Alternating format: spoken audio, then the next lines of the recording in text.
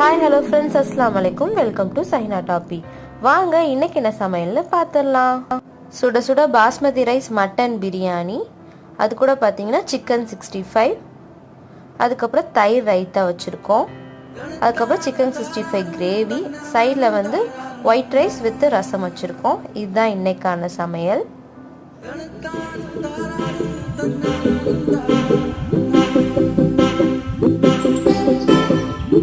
இந்த வீடியோ பார்த்ததுக்கு ரொம்ப நன்றி. கண்டிப்பாக நம்ம சேனலை சப்ஸ்கிரைப் பண்ணுங்கள். தேங்க்ஸ் ஃபார் வாட்சிங்.